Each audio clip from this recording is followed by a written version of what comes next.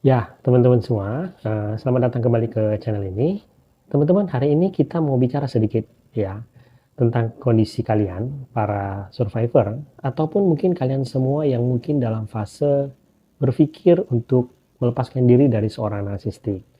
Salah satu hal yang paling sulit atau paling berat untuk diputuskan atau mungkin paling menakutkan ketika kalian misalnya memutuskan berpisah dari seorang narsistik itu adalah, saya bisa nggak hidup sendiri? Karena hidup sendiri itu kan, kata sendiri itu kan seperti sesuatu yang sangat menakutkan, kan gitu. Banyak mungkin dari teman-teman semua tuh yang memilih untuk tetap berada dalam lingkungan abusifnya seorang narsistik karena kalian takut, ya kalian nggak bisa hidup sendiri. Yang mana mungkin saya juga nggak bisa menyalahkan hal tersebut karena kesendirian itu kan sebenarnya menakutkan ya, terdengarnya menakutkan. Jadi kalau misalnya banyak yang masih terjebak dalam ketakutan untuk hidup sendirian, dan kemudian memutuskan untuk tetap berada dalam lingkungan abusifnya seorang narsistik, ya saya bisa juga memaklumi hal tersebut. Tapi hari ini kita mau belajar sedikit atau bicara sedikit tentang bagaimana kalau kalian hidup sendirian ketika kalian sudah lepas dari seorang narsistik. Nah, teman-teman, ketika kita bicara soal hidup sendiri, ketika misalnya kamu sudah berani memutuskan untuk lepas dari seorang narsistik, kan kamu punya dua pilihan. Kamu akan hidup sendiri atau kamu kemudian menjalin hubungan dengan seorang pasangan, ya. Nah, kalian harus ingat juga bahwa tidak ada yang lebih baik dari dua pilihan tersebut. Artinya bahwa apakah lebih baik hidup sendiri ataukah lebih baik hidup berpasangan. Nah, kita tidak bisa mengatakan salah satu itu lebih baik. Karena hidup sendiri atau hidup berpasangan itu punya kelebihan masing-masing, juga punya kekurangan masing-masing. Jadi kita tidak bisa mengatakan yang mana yang lebih baik. Tetapi hari ini kita bicara sedikit soal bagaimana kalau kalian memutuskan untuk hidup sendiri dahulu, ya. Nah, teman-teman, saya perlu ingatkan sedikit begini. Banyak dari kalian ketika lepas dari seorang narsistik, kalian tuh begitu ketakutan hidup sendirian, kemudian kalian itu terburu-buru untuk kemudian menjalin hubungan kembali atas dasar bahwa kalian takut hidup sendirian. Nah, ini kalian harus tahu, terkadang ini berbahaya. Kenapa? Karena ketika kamu terburu-buru untuk menjalin sebuah hubungan kembali, itu rentan kembali kalian berhubungan dengan seorang narsistik. Kenapa? Karena kalian ingat, seorang narsistik itu kan dia suka sekali mengikat korbannya dengan cepat. Dia suka dengan korban-korban yang terburu-buru atau mau diikat dengan cepat. Jadi sering sekali ketika kalian lepas dari seorang narsistik dan begitu takut hidup sendirian dan terburu-buru untuk menjalin hubungan kembali, kalian justru berakhir dengan seorang narsistik juga yang siap sedia untuk memanfaatkan ketakutan kalian dan kemudian menempatkan kalian kembali dalam sebuah hubungan yang abusive. Yang kalian harus ingat, teman-teman, kalau kalian ingin menjalani hubungan kembali, lakukan itu karena kalian ingin menjalin hubungan dengan orang tersebut. Bukan karena kalian butuh untuk menjalin hubungan dengan orang tersebut. Ada perbedaan menjalin hubungan karena kalian ingin hidup bersama orang tersebut dengan kalian butuh untuk hidup dengan orang tersebut. Kalau kalian menjalin hubungan karena kalian butuh, itu berarti hidup kalian itu lebih mudah disetir oleh orang tersebut. Tetapi kalau karena kalian ingin menjalin hubungan dengan orang tersebut, itu artinya kalian punya independensi atau kemandirian. Oke ya? Dan sekarang kita bicara sedikit soal kalau kalian hidup sendiri, apakah itu terlalu mengerikan atau semengerikan yang kalian bayangkan? Mari kita lihat kondisinya. Sebenarnya, ketika kamu hidup sendirian, ada banyak hal kok yang bikin kamu tuh punya keuntungan sebenarnya. Apalagi kalau kamu bandingkan dengan kamu hidup dengan seorang narsistik. Kamu pasti akan mengetahui hal tersebut. Banyak hal yang bisa kamu lakukan, banyak kesenangan yang bisa kamu lakukan. Dan ketika kalau misalnya kamu memutuskan untuk hidup sendiri dahulu, kalian mungkin mulai bisa membuat daftar-daftar di mana kalian itu punya keuntungan lebih ketika sekarang kalian hidup sendiri. Mulailah bikin daftar di mana kamu merasa bahwa sekarang hidup sendiri itu jauh lebih menyenangkan ya. Saya bisa melakukan ini, saya punya keuntungan ini. Tulis terus daftar itu dan update terus daftar itu ketika kalian menemukan hal-hal baru yang lebih membahagiakan kalian. Jadi ketika kalian merasa bahwa ketakutan hidup sendiri atau merasa bahwa hidup sendiri itu ternyata mengerikan misalnya, kalian bisa mengingatkan diri kalian kembali dan membaca daftarnya kalian tersebut untuk mengingatkan diri kepada kalian bahwa saya sebenarnya hidup sendirian itu baik-baik saja.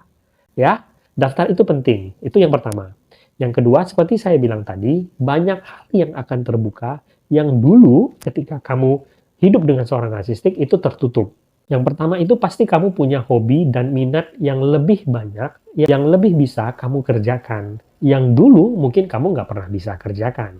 Mungkin hal-hal seperti lebih banyak keluar rumah, lebih banyak berinteraksi dengan orang, lebih banyak pergi ke alam, atau memakan makanan yang kalian suka, atau bertemu dengan orang-orang yang kalian suka. Yang dulu mungkin tidak bisa kalian lakukan karena kalian terisolasi dengan seorang narsistik.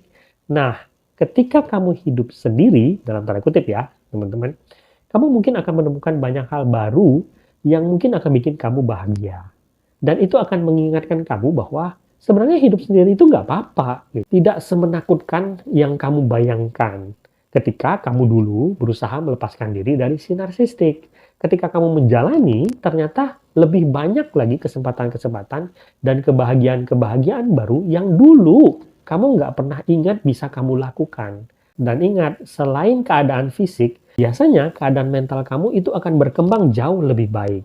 Kamu dalam tanda kutip lebih bebas, kamu punya waktu luang, kamu mungkin tidak punya banyak kekhawatiran seperti yang kamu rasakan ketika kamu hidup dengan seorang narsistik.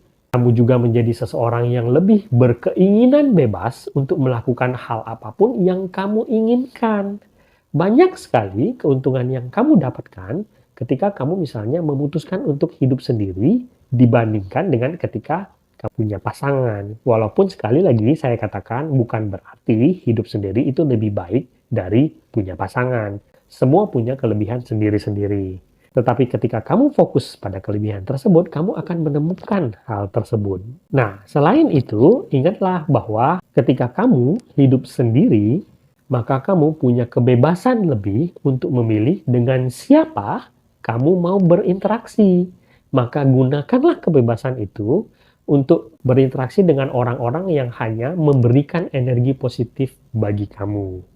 Mungkin kamu tidak harus berpikir terlalu jauh. Berinteraksilah saja dengan orang-orang yang membuat kamu merasa nyaman. Orang-orang yang bisa bikin kamu menjadi diri kamu sendiri. Orang-orang yang bisa memberikan kebahagiaan ketika kamu berinteraksi dengan mereka. Ketika kamu berinteraksi dengan orang-orang yang tidak memberikan kamu kenyamanan, kamu bisa memilih untuk tidak melakukan hal tersebut. Nah, sedikit ya teman-teman, mungkin terkadang kita berpikir bahwa ketika kita hidup sendiri, itu artinya kita terisolasi. Sebenarnya kita semua itu terkoneksi kok dengan dunia. Ketika misalnya kamu makan sesuatu, sebenarnya kan kamu makan produk yang dihasilkan oleh orang lain. Artinya ketika kamu misalnya makan sayur, kamu makan sayur yang diproduksi oleh petani misalnya. Kamu berinteraksi secara tidak langsung dengan petani tersebut. Ketika kamu menggunakan produk apapun dalam kehidupan kamu, sebenarnya secara tidak langsung kamu terkoneksi dengan orang-orang yang menyediakan produk tersebut, orang-orang yang mengantarkan produk tersebut. Kita menghirup udara yang sama dengan seluruh orang yang ada di dunia ini. Artinya, walaupun kita hidup sendiri, kita tidak benar-benar terisolasi dari dunia. Kita terkoneksi tanpa kita sadar dari orang-orang di seluruh dunia ini. Jadi sebenarnya kamu tidak benar-benar sendiri. Nah, sebagai penutup ya, ketika misalnya kamu sendiri dan kamu ketakutan, banyak manipulator, terutama seorang narsistik, yang akan memanfaatkan hal tersebut. Oke?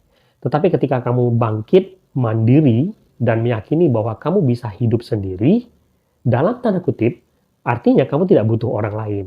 Artinya, kamu bebas memilih interaksi yang kamu inginkan. Ketika kamu belajar untuk berbahagia dengan diri kamu sendiri, artinya, kamu tidak perlu mengorbankan diri kamu untuk sesuatu yang tidak baik bagi kalian. Seperti yang dulu kalian harus lakukan ketika kalian bersama dengan seorang narsistik. Di mana kalian harus mengorbankan diri kalian hanya dengan keinginan untuk mendapatkan kebahagiaan.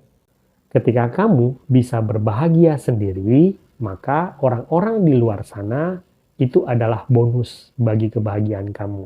Tetapi kalaupun mereka tidak ada, kamu tetap bisa berbahagia.